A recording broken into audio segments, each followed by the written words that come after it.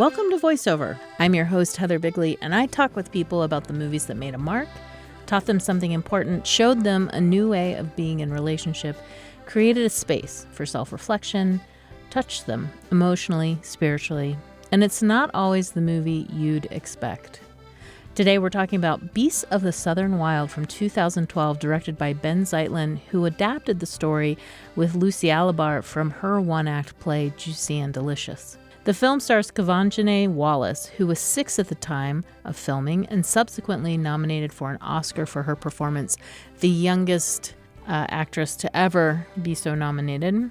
The film also received Oscar nominations for Best Director, Best Picture, and Adapted Screenplay, which is incredibly impressive for an independent film with a budget under $2 million and a non-professional cast. But this is a pedigreed independent film, and what I mean is that the film script was developed in the Sundance Institute Screening Lab, then later premiered at Sundance Film Festival, then played at Cannes, then LA Film Festival, and then back Cinema Fest. Finally, it opened commercially, with many critics already celebrating the acting, directing, and themes. We'll be discussing the film's twists and turns, so if spoilers turn you off, know that we'll be going through the plot from beginning to end. Welcome, Evan. Hi, happy to be joining you. I'm happy that you're here, and we're on Zoom so we can see each other, which is a delight. Evan, how do we know each other? 6 or 7 years ago, I started teaching at the school you'd been teaching at, and I think that our shared interests in literature and film and philosophy, I think, just inspired a lot of conversations that I still reflect on occasionally. And yeah, I'm very grateful that we've maintained friendship over a distance.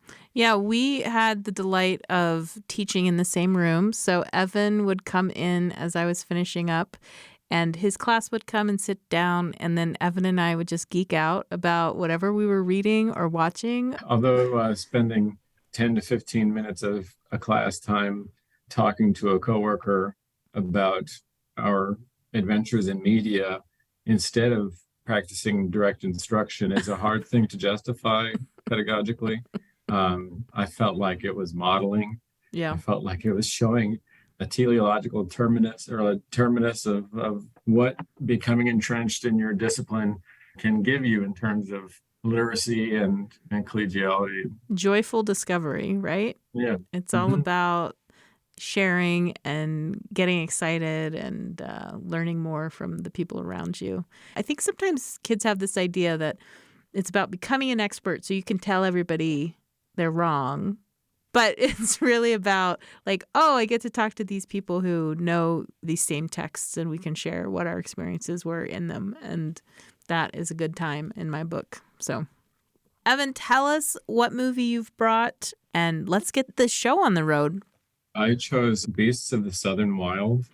I was trying to remember what my initial viewing of this film was. I think that it manages better than a lot of films that try to do this to capture childlike wonder and fear and innocence and imagination and sense making without being pandering or without infantilizing the children. Like, there's not a lot of cutesiness.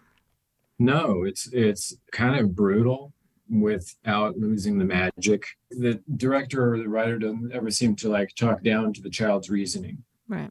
And there's a real clear line between the child drawing conclusions about the world around them based on what adults in the world have told them. Because if you be gone, I'll be gone too. No, that's not how it works. Sometimes in a bed, I start to shake and I can't stop. I got what you got. And deductive reasoning from that. And something about the film just felt very genuine. The actors just sold the emotion for me. And of course, Quvenzhané is the one who gets the most publicity for that, which is fair because at 6 years old, no one could have taught her to be this real or this emotive and communicate these complex emotions and situations in ways that few adults could. But there's something about her performance that is just really arresting, especially in terms of her relationship with her father. We should say the film is about this community, right? They live, I mean, no one ever tells us where they are, but they seem to be in New Orleans. They seem to be on the wrong side of the levee. But they're a joyful community, and a storm comes and they're at risk. And how much risk they're at, we kind of discover as time goes on. And so it's about this community trying to band together, trying to stay safe, but also with autonomy, right? So one of the threats in the film is that some outsider is going to come and make them leave where they're living.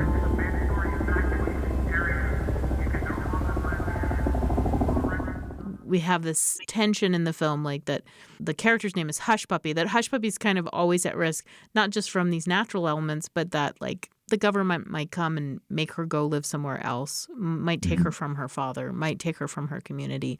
Yeah. And as you mentioned, we have this 6-year-old Quvenzhané Wallis. And Janae means fairy, I believe. And there was a 90s R&B group that I liked named Janae. Okay, well, there we are. And then the other main character is her father, Wink, who's played by Dwight Henry. Everyone is a non-professional actor. The film is from a first-time director. It's adapted from a play which was once a novel called Juicy and Delicious. But essentially, this is like a handmade film in my mind. And as you said, it's astonishing for that. It's possible that I saw this trailer around the same time that I was reading a graphic novel called Pop Gun War. It's by an artist and writer named Farrell Dalrymple. And it remains probably my favorite graphic novel, which had this kind of same magical realism, innocent eye, child protagonists, thrown into very adult situations over which no one had control, let alone the child, and trying to make sense of it essentially through magical thinking, fabulism, kind of transforming adult lessons into distortions that make sense for a child that are usually more literal than the adult intended for them to be. It's possible that there was a concurrence of those two, seeing that trailer and reading that book, and possibly just the image of this aurochs that shows up briefly in the trailer, which is this prehistoric creature that shows up and seems totally bent on destruction. This here is an aurochs, a fierce, mean creature that walked the face of the earth back when we all lived in the caves. And they would gobble them cave babies down right in front of the cave baby parent. And the cavemans, they couldn't even do nothing about it because they was too poor and too small. And it's this ever-present threat motif. Yeah. That is some kind of driving force, at least for Hush Puppy. And I think that image in the trailer was just so striking to me, this very rural community, and having that magical element thrown in was probably the thing that made it especially memorable for me. And this movie, I think, is so fascinating because I didn't know where we were going. I did have this sense, the very opening is a celebration of the community that Hush Puppy is in. And there's the image of Hush Puppy running with these fireworks, and it just kind of bleaches out the screen occasionally, this bright white light. And then we see the title, Beasts of the Southern Wild. And I had this sinking feeling of, oh no, we've started with the happy part. So that means this is going to be probably an uncomfortable film for me, right? It's like the Shakespeare idea, right? If you start with a marriage, then it's going to end in tragedy. What did you think about this relationship between Hush Puppy and her father? It's the central relationship in the film, and I think we're given lots of like flags and signs and also lots of moments of tenderness and care.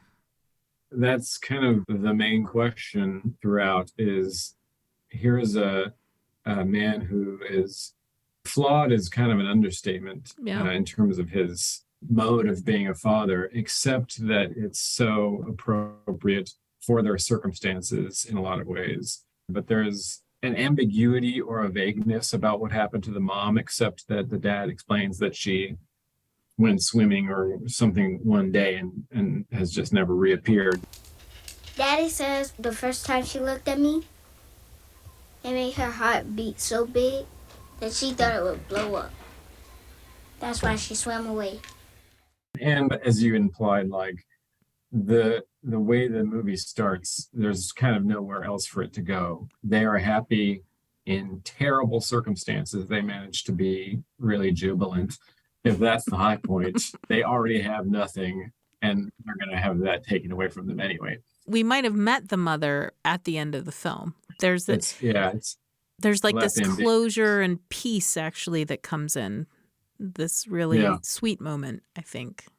A really also kind of a magical, imaginary, like I was left wondering even if it happened, but at least for Hush Puppy, it seems to provide that.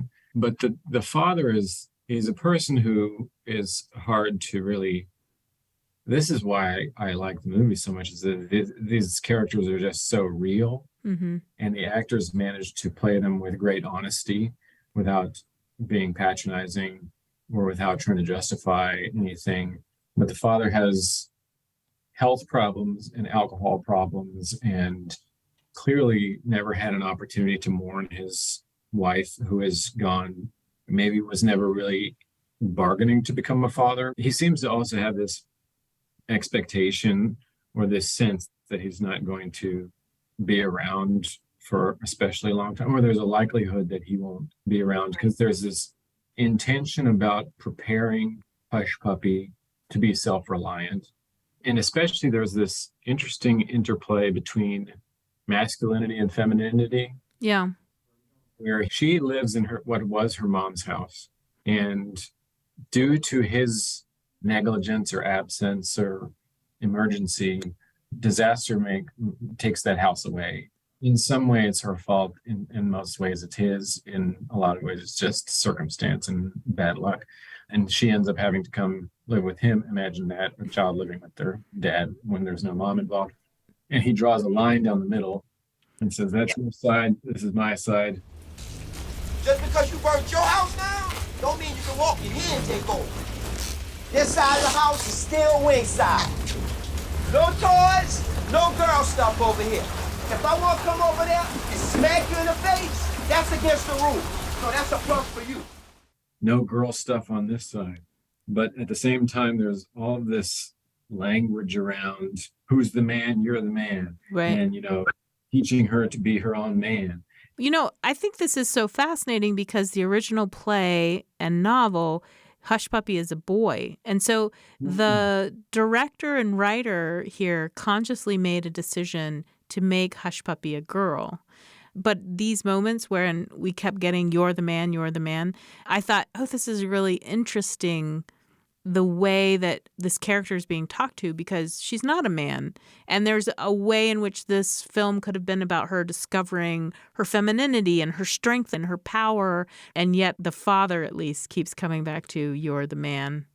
But it's interesting also because her teacher's name, she's got, the teacher is... that would be Bathsheba. Bathsheba, yeah, is in many ways a stronger person than the dad is, and is probably an equal influence on the child's life, but is also not in any way stereotypically feminine. It's interesting that the dual influences of Bathsheba and Wink in Hush Puppy's life, because they're complementary in a lot of ways and very different characters. And in fact, one of the classmates is having some kind of health episode, and they're sort of nursing that child back to health. That's the most important thing I can ever teach y'all.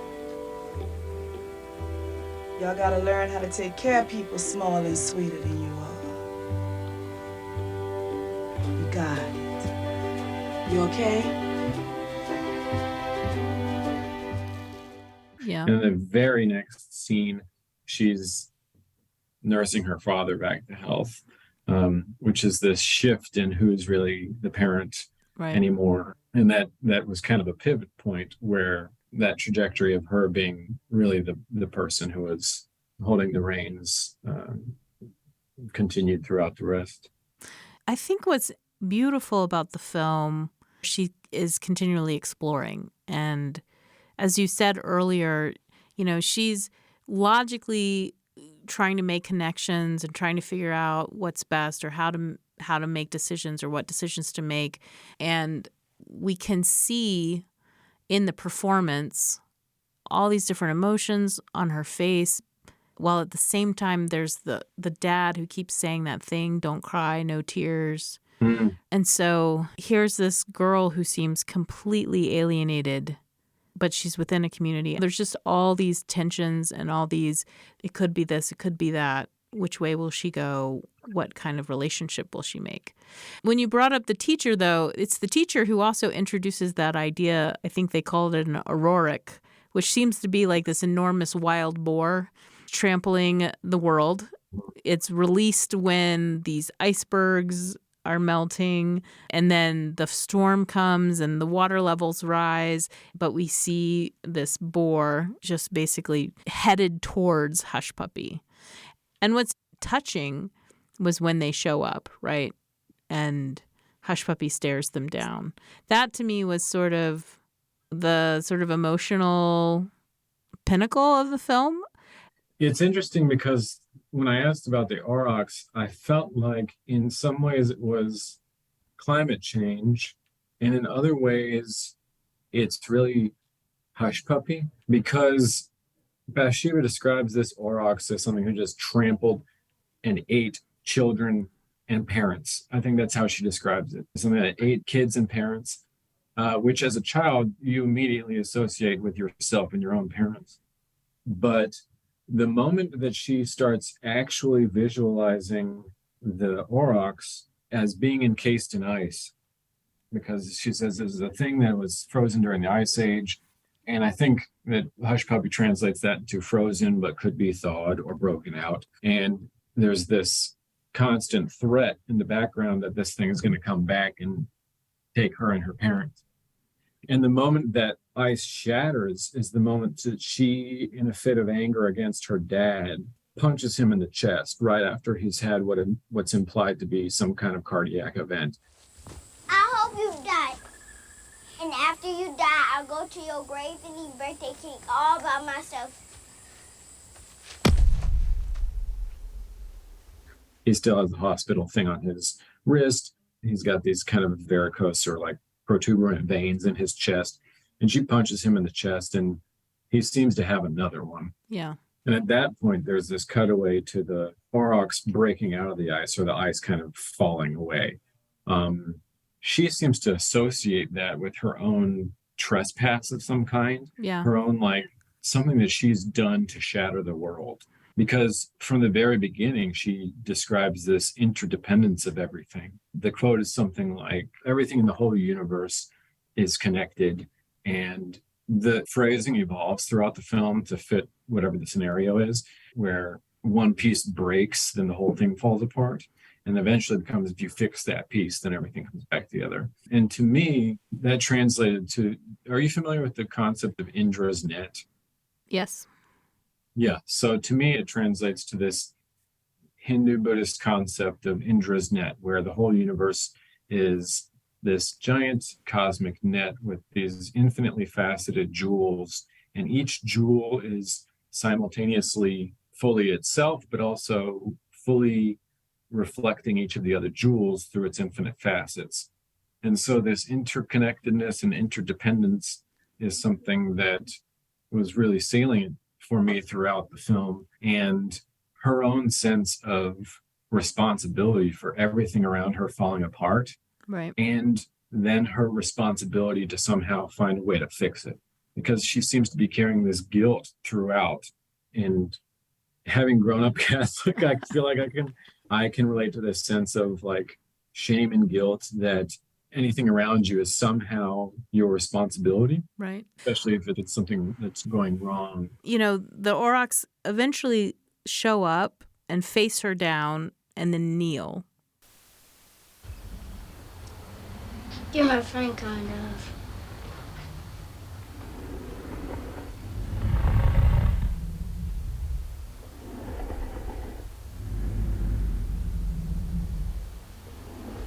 I gotta take care of mine.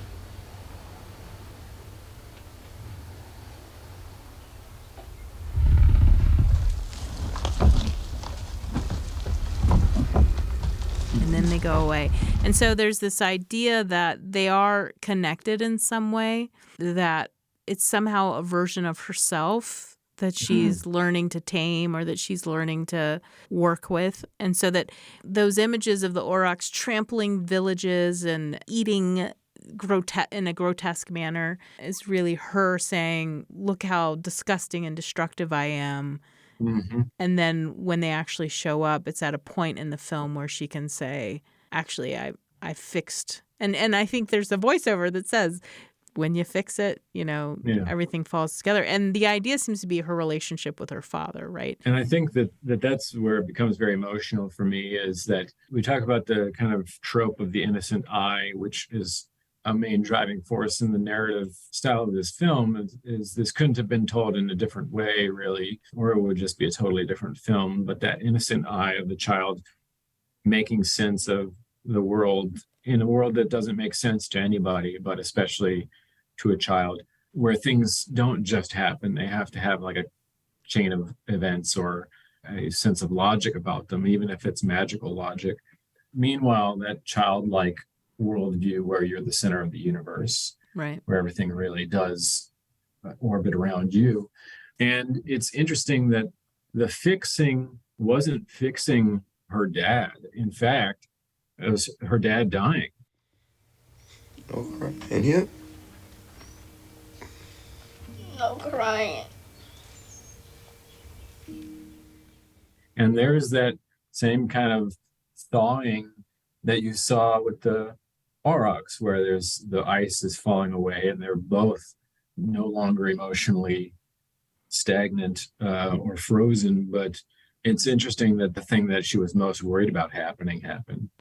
Well, and it seems actually really connected to the mother, right? Throughout the film, we have her looking off to this what we think is a lighthouse. Are you out there, having these imaginary conversations with her mother? And then she is reunited, we think, with the mother, what feels like a really unlikely place, but at the same time makes a lot of sense in the cosmos of the film, right? And her mother makes her a meal, which in some ways... It's the same one that made her dad fall in love with her. Yes, exactly. And it parallels her experience with her father, right? And so there's this idea of the parent feeding and literally nourishing the child. But the alligator, the mom says, is magical, which I love. You need something, baby? And so she's like strengthened, she's comforted. And again, we get that parallel. She says, there's only 2 times I can remember being held.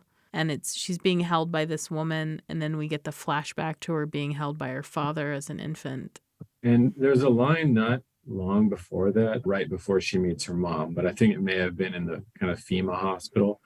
And she says, everybody loses the thing that made them. The fixing was perhaps having this closure around her mother, or perhaps the threat of her father's passing versus its actual passing also provides its own kind of closure, where the anxiety around it subsides because it's finally happened. It's crushing, but it's beautiful. And the interface with the aurochs is somehow I missed it the first time, but the time I watched it this time was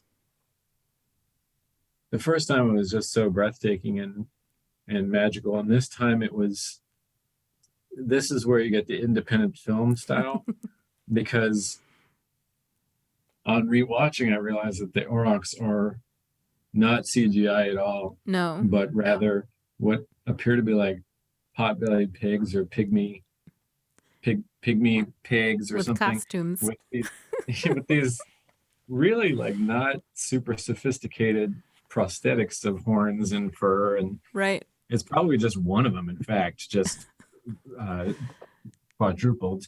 But that even furthered this sense of like childlike transposition, because she probably encountered this kind of creature, and when asked to imagine a giant ox, she just went, oh, maybe a big thing with, right. And then she'd see a pygmy pig and turned it into that. Well, one of the very first images is of her walking around listening to heartbeats of all the different animals. And one of the animals is this black pig that's asleep, right? And she listens to the heartbeat. And so in my mind, I kept saying to myself, okay, well, she's somehow awakened that pig, and now it's taken on these terrifying dimensions and characteristics and is sort of chasing her down.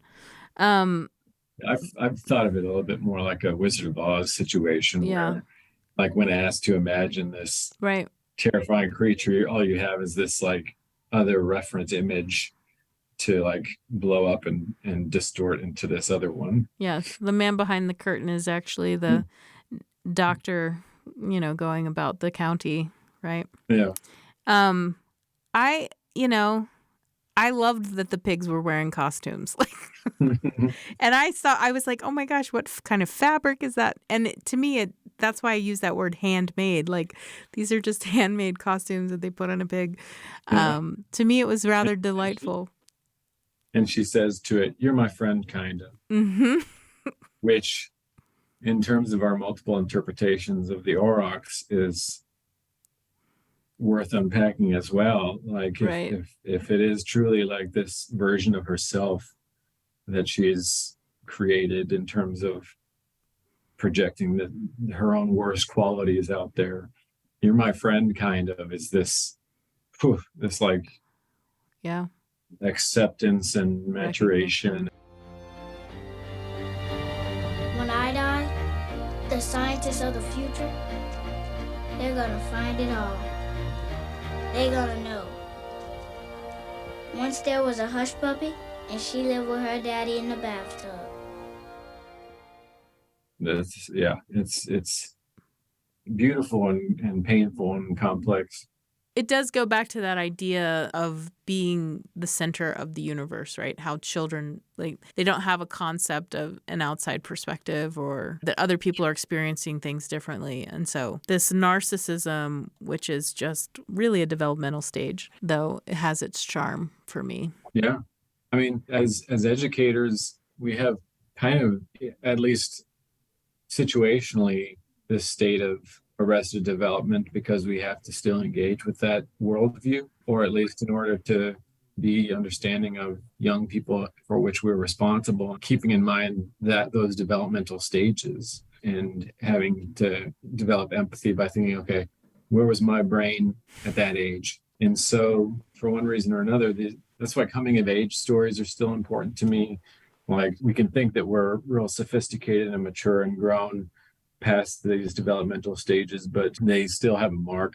I feel like there is a scarcity of accurate representation of childlike experience, as if it's from the eyes of a child. And I think this captures that better than most have managed to do. And it kind of transports me back.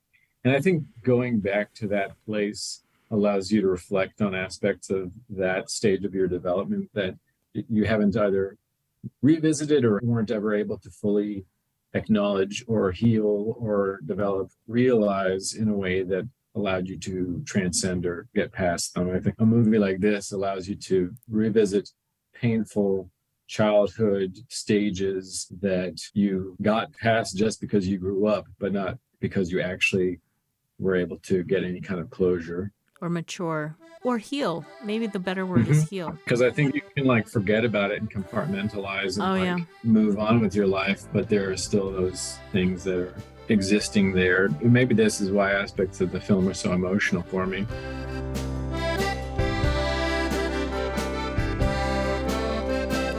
I'm grateful to Evan for sharing that film with me. Movies about kids dealing with unreliable parents are painful, not just for me, but for a lot of folks. I once heard Sherman Alexie say that America is always trying to deal with its father wound.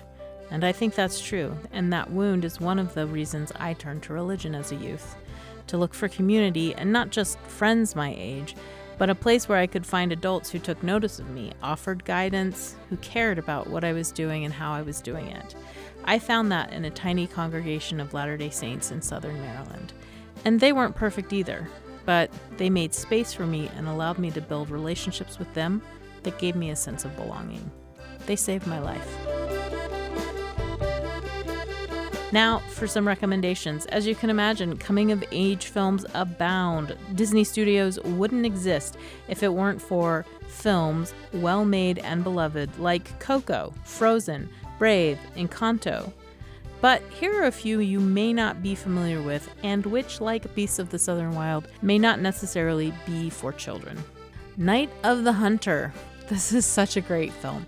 It was released in 1955, and actor Charles Laughton directed this thriller about two children who float down the Ohio River to escape their serial killer stepfather. Filled with images from a Depression-era Gothic South, devastated by the collapse of the economy, the family, and other social institutions, the dreamy black and white cinematography and the tension that builds in the dark shadows might be enough to keep you glued to your seats.